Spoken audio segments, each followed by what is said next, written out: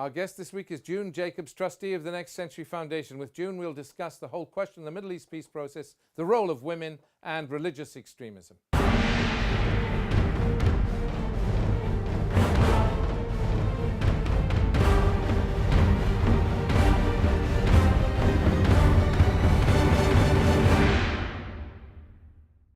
Our guest today is Mrs. June Jacobs. June was, for a long time, president of the International Council of Jewish Women. She was and is a trustee of the Next Century Foundation for her work on peace and reconciliation and for women's rights. She was awarded the CBE, made a commander of the British Empire by the Queen, and she is a good friend. June, it's an honor to have you with us. It's a pleasure to be here. Well, we're going to discuss three issues today. One is actually the key issue of women's rights and the role of women in the world today. The other is the Middle East peace process. And the third is the rise of extremism in today's world. Before we do, we'll just go to a short package, a short introduction, and then we'll start our discussion. A new UN resolution to reiterate the importance of women's involvement in conflict prevention, resolution and peace building has been passed by the Security Council in October 2013. Resolution 2122 puts in place a roadmap for a more systematic approach to the implementation of commitments on women, peace and security. It highlights the critical importance of gender equality and women's empowerment to international peace and security. In the 2 decades since the Oslo Accords, a deep skepticism about negotiations has taken root among both Israelis and Palestinians, particularly among younger generations for whom Oslo is a distant memory, if a memory at all. Young Palestinians who have grown up under Israeli occupation and seen Jewish settlements grow have jettisoned the hopes that the Israelis will ever grant them their rights. The majorities on both sides that once supported a two-state solution are no more. The exponential rise in levels of Muslim radicalism in recent years has been remarkable. Through their repeated failures to ease the violent societal transitions associated with modernization, coupled with their inability to wholly extinguish radical Islam, the weak secular governments of the Middle East have fostered Islamic terrorism. Middle Eastern governments failed to provide adequate levels of development, and Arab youth lacked job opportunities and became much more susceptible to radicalization.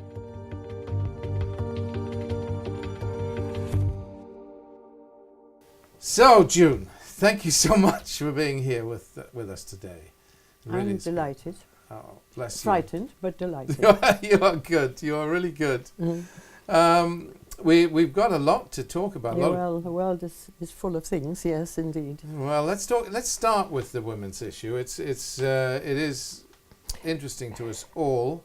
Are women's rights advancing, or are they retreating in today's world? I suppose there are some excellent women anywhere that I know in some countries, and they are forceful and clever, and they do push forward for women's rights, whether it's in the Houses of Commons and Lords, whether it's in other countries' governments. Some women are able to put forward a story and help for women. But on the whole, I would say women's rights are not being justified. I look at the Jewish faith and say that I get upset when some of the laws, I think, do not help women, even though women themselves, those women don't complain enough, perhaps. But that is a question that perhaps we'll go on to. In the Islamic world, I don't know enough. I'm reading a book, I'm trying to learn more. I mean, I see many Muslim women in the streets. I get a bit surprised that they have to be so covered up. But I think it's their business and not mine. But reading about it, I feel that I think it's certainly male oppression that makes them cover up, even though they might not agree with that. It's certainly a trend. We're seeing more and more Muslim women, even here in the UK, wearing the hijab or covering up, as you put it, and it's done actually, curious enough, by British women who marry Muslims, probably more than by Well, Muslim women themselves. yeah, I mean, people who are yes, who Muslim convert by to, birth. yes. Well, Converts, that's good more manners, perhaps. well, yes. You know, doing as the husband Yeah. wants, rather than having been born into it and perhaps ready to fight. And yeah, having said which, it's part of there's a big cultural issue because in France that's illegal. In France it's against the law. I know. I don't understand how they cope. Well, Or maybe they just don't live there if they can help it. well, no, they live there because Okay. much of France's population is Muslim, but it's illegal to To wear to cover your face. Yes, it's very disturbing, really, the way things are, because in much of the world, the position of women is going backwards. You look at Afghanistan, where I suppose they have a new president who is very affirmative of women's rights, but then you wonder as to what degree he'll have power and authority to maintain that. Well, that I don't know enough about Afghanistan to tell you. I can only hope then, if taking what you say, I only hope that this could be the fact. I just don't know. But you, I mean, you're stating the obvious, but you believe that women and men are intrinsically equal, Yes. full stop. Yes, That's it. I feel that they should be. There's different roles, but there's still equality. There should be equality, even with different roles. And religion, Well, you know, I certainly know some of the constraints in the Jewish religion. Well, and I'm reading about the constraints, of course, in the Islamic. I can see it with my eyes, but also, you know, I don't know enough where it really comes from, and if it does come from the Quran. But I would have thought Muhammad, with all the nice wives he had, I would have thought that he would have had some respect for them. So I haven't read enough to know. But in the religious Jewish world, women don't have certain rights. And the big example for me, which I've been fighting, is the Jewish divorce, whereby if they have a divorce, a civil divorce, unless the man gives his wife a piece of paper which is called a get, that woman is not free. And she's not free, and therefore she cannot marry again. And if she has a child by someone else, that child is thought of as obviously not real or not kosher, absolutely. And this is frightful, and we've been, many of us, of course, fighting for years about this. And it's very sad and very ridiculous. And I give an example of, because I was head of the whole campaign for Soviet Jewry, I knew indeed. people, and I knew one of the most respected academic rabbis, more than a rabbi, a dayan in Jerusalem. I mean, a man that I would only know because we got friendly because of the subject of the Russian Jews. So I would see him from time to time, a very nice person. And when he came to London, because he would have come to lecture and things, he even came to my house once. I wouldn't have offered him food because they were very fussy, would be very fussy, and wouldn't, obviously. yes, And for kosher reasons, yes. Yes, even if I am, but you know, nobody is quite, I wouldn't dream. Very excellent man. And so we became friends.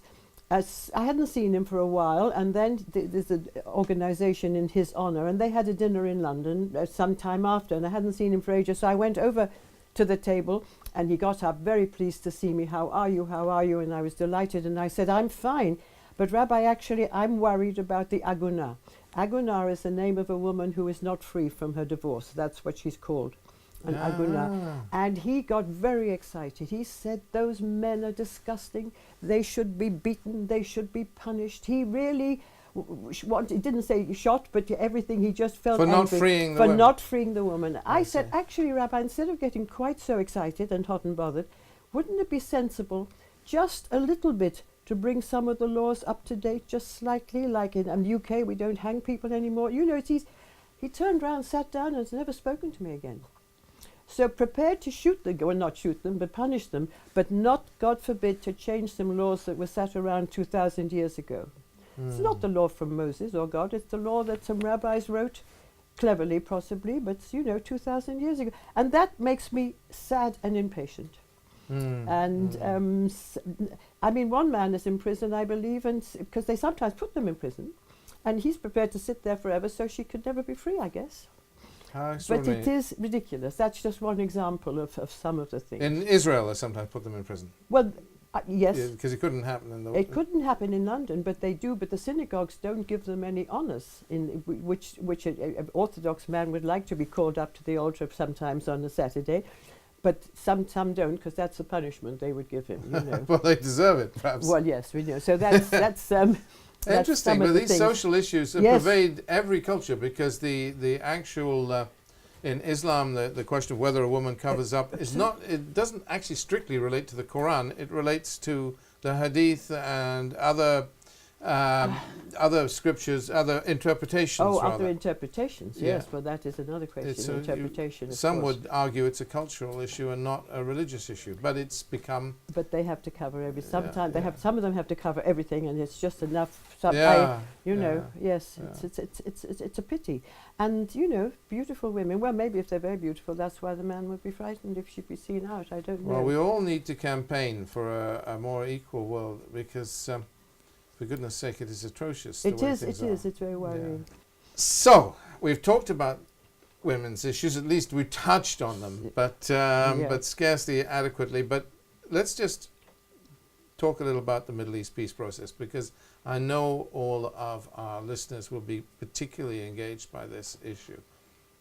We've seen kind of a state of hiatus for a while, whereby nothing is being moved forward. There is some hope, perhaps generated by the troubles in Jerusalem. There is some hope now that people may readdress this issue. But which people do you mean will readdress? I mean, I know people who, of course, are terribly worried. People who live there are worried for every reason. I mean, just physically, for safety, for their own, you know, safety apart from the principle of it. And those of us here who well, I suppose most people would care, desperately worried, and we cannot understand why we cannot have two states. We cannot understand why the Palestinians shouldn't have a state next to Israel. Some of us cannot understand why there is an occupation, which I think we believe it is illegal. So we therefore think it's going to be a tragedy if this continues. And I mean, to put it childishly, it's unfair. Yes. It's ridiculous. So there are movements, of course, in this country, in the diaspora, and in Israel. But it doesn't seem to be going well enough, because if what I just hear, that the Prime Minister wants to make Israel a Jewish state, which anyway most people have always thought it is or was, but that might make it less democratic, according to the absolute wonderful paper that started Israel altogether. And therefore I fear for what's going to happen in these next few weeks, when Netanyahu is rather desperately hoping to be re-elected as Prime Minister. Well, I mean, the problem is when you talk about the question of whether Israel is a Jewish state or not, the concept. I mean, Israel obviously has perhaps a fifth of its population is Arab, but the one and when other nations of the world recognize the state of Israel, which they do, Yes. they don't recognize Israel as a Jewish state. They Well, recognize the state of Israel. And Yes. that applies to the United States or to Britain or all. Precisely. But there is a requirement placed on one peoples only, and that is the Palestinian peoples. And the expectation of the government of Israel is that the Palestinian people should, in so much as the Palestinian Authority, should recognize Israel Yes, as a of Jewish course. state. Of course. And that is Yes. the most, actually in a way, the most difficult because of because of the Palestinian population of Israel. Yeah, I think that's true, and it could be just, it could be a way of being naughty and making it difficult for them, because I can't see what would it do to Israel if they recognized it. What can it harm? Your neighbors, don't hate you, so they say we live together. For me, but maybe I'm no use for the Israeli government, because I don't think quite in the same way as they do, or as some of them do. But should you I do say. get But this. I care desperately for their safety and for everybody's safety there. That's Well, of course. it. Yes, so we get this climate of extremism. And indeed, you look at Gaza, there are elements in Gaza that would like to restart a new intifada, that would like to start throwing rockets at Israel again, because of a sense of frustration that they aren't making progress, that Gaza is locked down still. You mean Hamas, or you mean other elements? Hamas, and particularly elements within Hamas. I wouldn't say all of Hamas, but there are significant elements who are powerful elements in Hamas that feel a sense of frustration and want to relaunch this attack. But if Hamas went and sat somewhere else and didn't bother, but just retired, the people of Gaza would probably be very happy to be able to live peacefully and to live as neighbors. Yeah, but as long as that meant that their borders would. Remember how unhappy they were under Fatah that's as well. True, yes, so they've had a history there are difficulties, yes. And if it meant that the borders were opened up, and then of course they would want to live peacefully. So it's a chicken and the egg. Well, prospects are not great. Not great, no, it's true. But it was a very sad time, this last Gaza war. I mean, terribly sad from every point of view. I just don't know if enough people want a peace that we hope for. I'm sure that if everybody wanted a peace, they might find a way out. That's what I would hope, but maybe that's naive. But in every survey you have of Israeli opinion, there is a majority in favor of peace and of a peace process. What is becoming less clear is there's a majority in favor of a two-state solution. I know, I don't understand. Yeah. I don't understand why it's, well, as you say, less clear. Yes, I would hope it'd be very clear. Yeah. It's clear, I mean, there are elements now in the state, both in the state of Israel and in Palestine, Yes. who want a one-state solution. I know, which I don't think will be good because I fear for apartheid. Yes. That's what I fear for it, even though it sounds ideal and democratic, one state, if it worked. But I would fear that it might not. Yes, yes. That would be the concern there. I just don't know how the next few weeks are going to brought out because, you know, there's talk of an election there very soon. Yes. I mean, obviously, if we did, idealists like Martin Buber used to talk about one state for Israel, but Well, I mean, yes, but he didn't mean it possibly in the way that we're talking well, about. maybe not. Yeah, yeah. Sorry. So you don't feel that's a possibility. You don't feel that's a credible way forward. I would rather there was a two-state solution. Because there can be no apartheid. Because it can only then be a genuine. Yes, it could be two states. We're living next door to France. We don't fight them, or we've got a bit of water in between there, mind you. And then you'd have land exchanges to deal with the major settlements or whatever, like Well, aerial. yes, I don't understand. Oh, but the settlements in the West Bank, I think, are shocking, and that they're rebuilding them is shocking. And I'm disappointed that Obama didn't do more to stop that as well, because it's ridiculous, you know. And they're very orthodox settlements. It's just unfair. I know it gives quite a lot of work. Opportunities to Palestinians, I mean, in a way. So, I mean, I wouldn't want to take away the facilities for them to earn some money, but I don't think that's the ideal way it should be. I mean, I think they should have their own state and they'd all be working properly for whatever. I can't see it happening. But I think it was even you who mentioned the other day that John Kerry was thinking of trying to restart the peace talks. Yes. And that would give me pleasure, just the Yes. thought that it might happen. Yes, I think there is a major shift in that direction. It came of the tripartite meeting between King Abdullah II of Jordan and John Kerry and and Netanyahu, which took place, I think, in Amman. Anyway, the meeting took place. Of course, Abu Mazen didn't attend because Netanyahu was there, which is, in a way, because Netanyahu is building settlements. Absolutely. I mean, but on the other hand, Yasser Arafat, in his day, for all his sins, I said this before, but Yasser Arafat would never allow the Israeli Prime Minister to hold the peace process hostage in quite that way, because he would have the talks regardless, as a general rule, of settlement building and so on. So Yes. I mean, if they could be moved forward, he'd move them forward.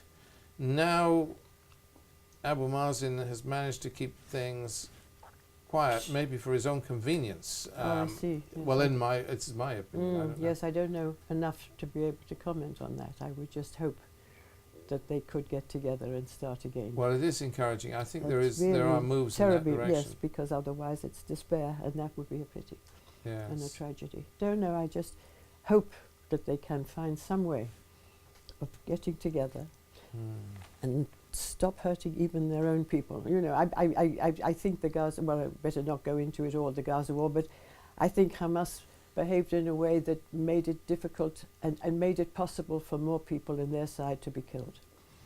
I mean, they were sending rockets from places where the citizens were in order for Israel to react. But so that upset me too. I mean, I saw It is upsetting. On the other hand, where else are they going to launch them? Gaza is a mightily populated area, and you have to. but not outside the UN school where they were all living, because they didn't have houses, because Hamas of course had built huge tunnels through their houses and through the mosques, so they had to go and sleep sometimes in UN building. I know. I mean, a bit.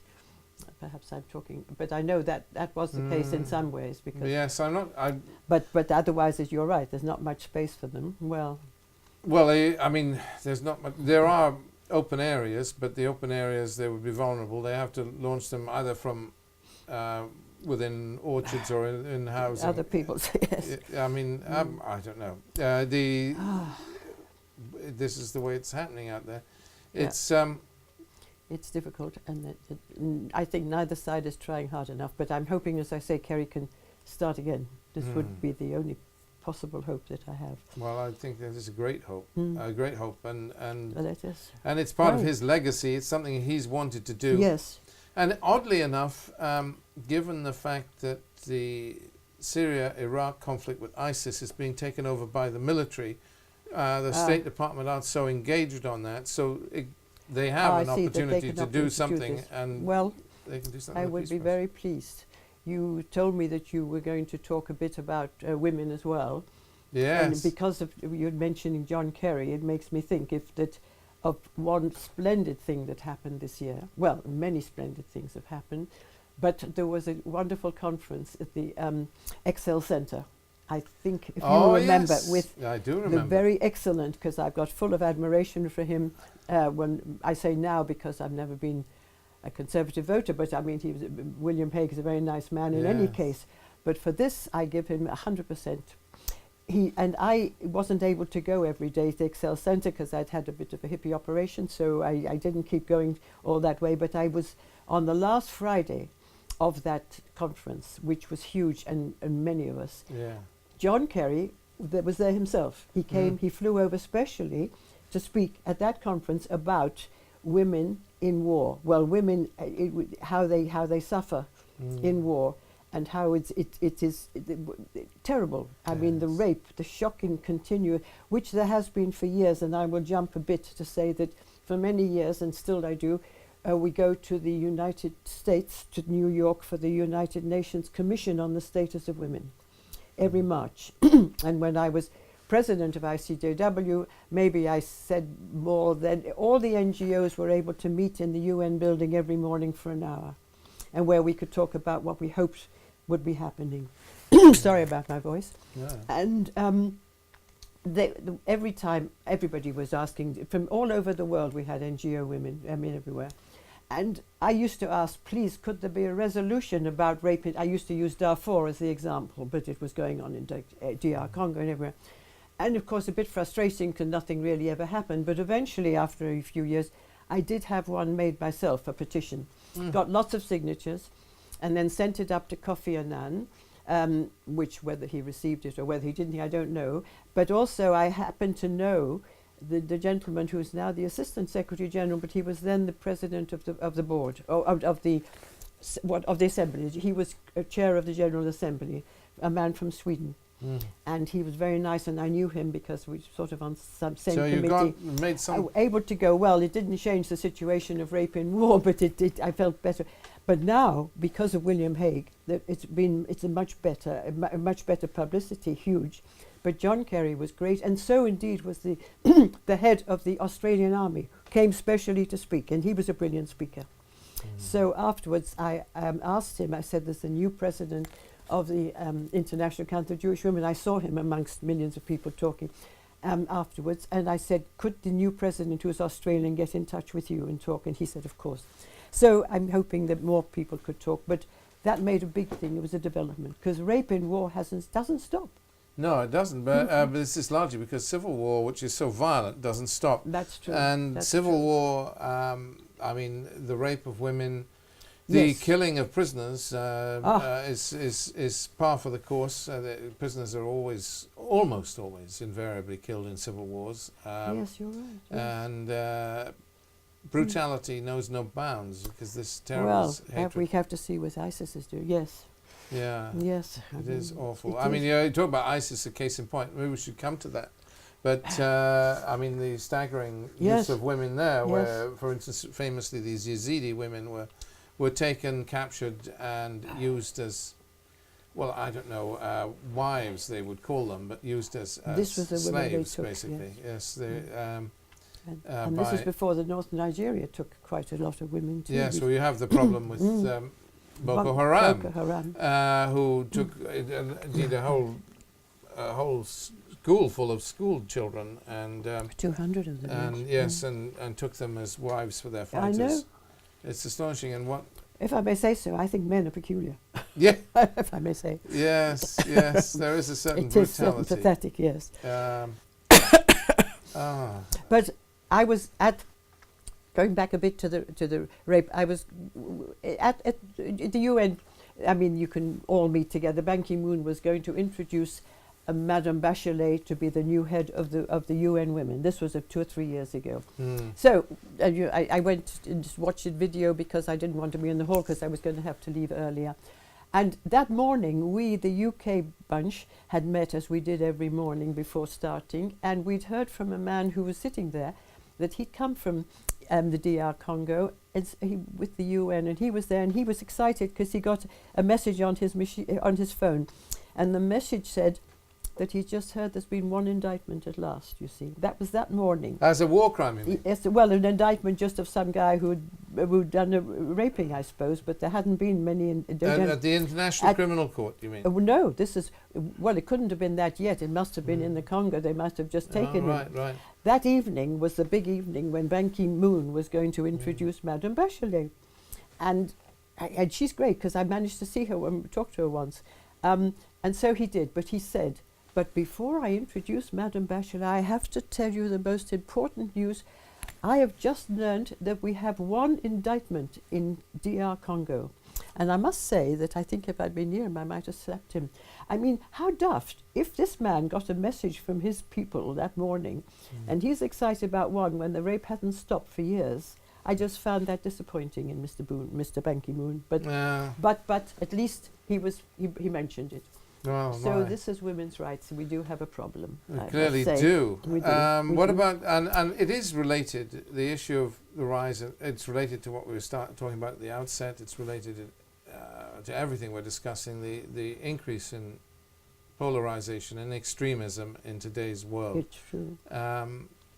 It's a trend, no? It is, but it's what's happening I just would mention in the UK, just because we're planning, it is to go in March again to the UN, and this time it will be called Beijing Plus 20. 20 years since the first big UN Women's Conference, which actually I didn't go to, and I'd been to others before. I didn't go because I was sitting with others waiting, and no, I hadn't bought my ticket, but heard that the Chinese had put out a new law about sterilizing women for some reason or other. And I thought that was so shocking that I decided not to go to Beijing. Mind you, everybody else went, but I mean, and I watched it on television, and they were sort of not given much hotel accommodation, so they were a bit in tents and things, and it was raining, and I thought, well, I just get my hair all fuzzy. Good thing I didn't go, I thought, you know. But that was a very important conference, and it's still being talked, and Beijing Plus 20 will be this year the subject in March in the UN. And this time you'll go? And well, I've been going every year, yes, since. So, But there's a good women's organisation here that is now but doing some to work. with regard to this trend, which is affecting women's rights, is affecting the Yeah. peace process, is affecting everything. The underlying trend to extremism in the world, which we're seeing, I mean, religious extremism, Yes. fanaticism. Why? Well, exactly. Tell me why. I mean, why? Are there people frustrated? Are I they, think they are. Yes. Yes, they're frustrated with the way the world is, is and the way the world is, you resorting think? to. But maybe if they just resorted to try and improve it instead of make it worse, it would be useful. We see it everywhere, don't we? Even our politics in Britain is becoming more polarised. Yes, it is. It is definitely. Each day you can notice, yes. Yes, parties of the right are coming forward. Indeed. Indeed. I mean, And doing quite well, it they're seems. doing very well Yes. in mainstream politics. The same in France. Yes. And Yes, we indeed. will. She's getting. So what do? We don't. The secular world is on the retreat, it would seem. So you think that religious fanaticism is increasing? Well, it clearly is, isn't it? I Yes. mean, it's not just a question of ISIS. It's No. it's everywhere. No, it's everywhere. Um, There was a time in, because I'm involved with something called the New Israel Fund, which is well for help, not just for fighting for peace, but for fighting for people's rights and for fighting for Palestinian Israeli citizens' rights. yes. But there was a time when apparently in Jerusalem, the Orthodox men were going around. They took all the photos of women off anything, any bus or any bus station, anywhere where there was a woman advertised. Yes, they they took used to them all burn off. down bus shelters, didn't they? Yes, if there was a So woman. So we all took posted on- photos, and we sort of, Yes. I'm something, and then we sent them, and then they started putting them up again. Yes. So it's people are frightened of women. Some people, very sad. Well, Maybe because they think women are clever, if I may say so, and maybe that makes them worried. Do you well, think? it could be. Yes, they certainly do better at university than men, don't they? If we didn't weight things in the UK, all our university students would be women. Then. That's interesting. Yes. But given the situation today, I wonder. I mean, will we see more reactionary? We've got more reactionary policies now in Britain, In more Britain, well, you've got- anti-immigration and so on. Absolutely, it's Um, sad. Well, I guess they're trying to say that this is ridiculous, isn't it? And that immigrants are very important. Some of them much cleverer than some of us, and they're doing very good jobs. I don't know enough to know how strong is this concern about immigration. well, it's, I mean, the numbers are quite big, I suppose, are they yes, not? yes, they Yes. are quite big. So immigration is an issue. It is an issue. I But there is suppose. an underlying thing again, xenophobia. I mean, the hatred of the other is on the up and up. And you see it from people who would never call themselves racist. I mean, the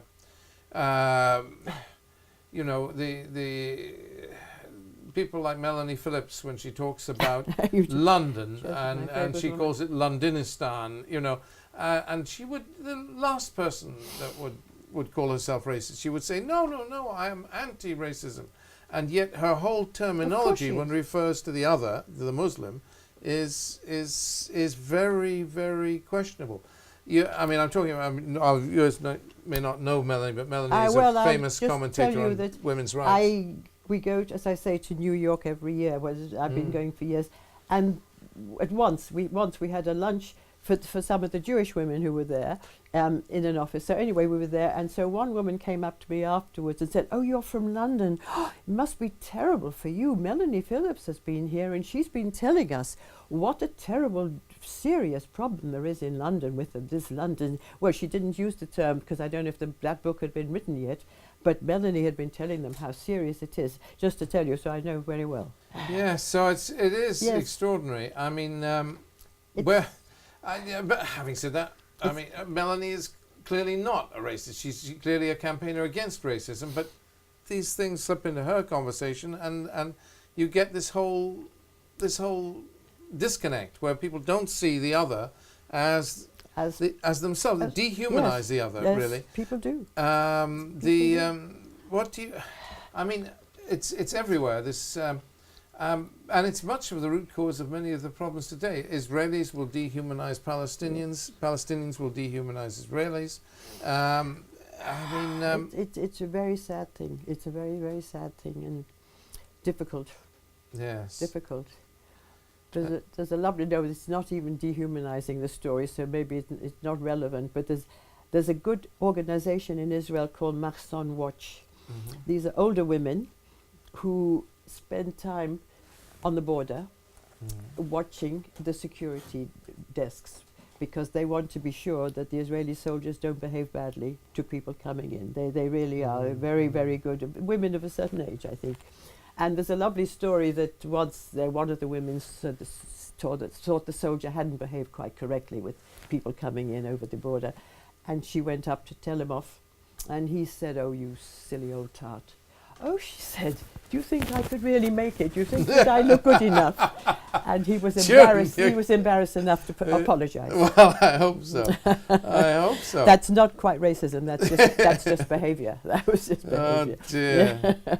Oh, But yes, my. of course, people look down on the others, and it's, and I think a lot of, it's not easy living in Israel probably, and a lot of Israelis are probably just want to get on with their own lives and don't think too much of others. But it worries me that the occupation isn't a bigger concern to normal citizens. I know life is difficult, and maybe normal citizens want to live their lives, but they should be much more concerned in the general course they population should. about the occupation. Yes, it is. It is something you've stood against for Yes, years it's crazy. and it is crazy. campaigned And I against. saw a very interesting film, well, sad, about Bethlehem, which you might not have seen it, made by a young woman who was brought up there. Difficult. No, I've been to Bethlehem Yes. and I've seen the wall. It's unfortunate Yeah. that such a beautiful city I and know. that wall And an important one is historically. just Yeah. cutting right through the middle of the town, Crazy. as if to say what? I mean, it's just so sad. So sad, it's so unnecessary. Yeah. But yeah, well, I suppose a lot of things are unnecessary that people do. Yes.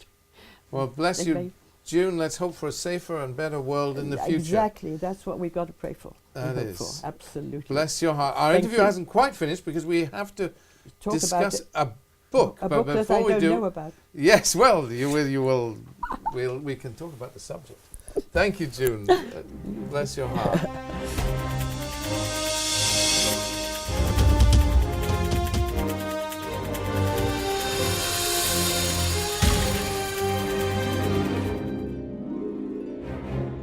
June, this is the book you've been looking at. I've been looking at, yes. Absolutely. 9 Parts of Desire, The Hidden World of Islamic Women. Yes. Available, no doubt, it was published by Geraldine Brooks. Oh, Brooks. sorry, Geraldine Brooks is She the wrote author. it, she wrote it, She's yes. the author, Yes. published by Anchor Books, which is part of Random House in New York. Yes, it's American. My American friend gave it to me just Well, very recently. I mean, the issues it's raising really is that the Yeah. question is whether it's fair or not, the way Muslim women are treated, and whether they have or whether there is justice. I mean, what is your? I mean, I worry about it because I'm sure that some Muslim women would say we shouldn't even be criticizing them. We shouldn't even be commenting on them. It's their life. They choose it, or it's been chosen for them. Yes. So it's not really my business any more than it would be for them to be critical of the nonsense Jews have on divorces and other things. But nevertheless, as there are so many women that one sees every day, dressed, the burqa is very much, but there are very many Muslim women wearing clothes that actually some of them are very charming and looking very good. But the book implies that it is part of the law, and that they have to be covered up, and that. Well, she's drawing a distinction, isn't she? She's saying that Yes. the Quran is though the Quran talks about women's issues. She's saying that what we're getting is an overzealous interpretation of the Quran. Well, this is perhaps what's happening everywhere. Yes. Maybe that's what's happening everywhere. But who chooses to be overzealous? Some of the men or Well, or the if I you- mean, I know people who are imams who wouldn't be saying that, but then I've never questioned them. Because if you took Christianity literally, then It could be. the teachings of Paul, then women should always wear a headscarf Actually, and so on. you're right. Yes. So it's, Yes, it is. you're right. We are not. No, we're not there to criticize. We're just there to worry about it. I Yeah. think maybe. Well, it's an absolutely interesting It's- book. You've drawn it to our attention, It's- and yes, I think it will be an interesting read. okay, I 9 agree Parts with- of Desire: The Hidden World of Islamic Women by Geraldine Brooks. Thank you, Yes. June, and thank you for drawing that to our attention. Thank you for being our guest. Well, thank you on very much. ANN It's a great Television. honour, and I hope I haven't upset too many people. Oh, I'm sure you've been just fine. Thank Bless you your very heart, much. June. Thank you very Thank you. much.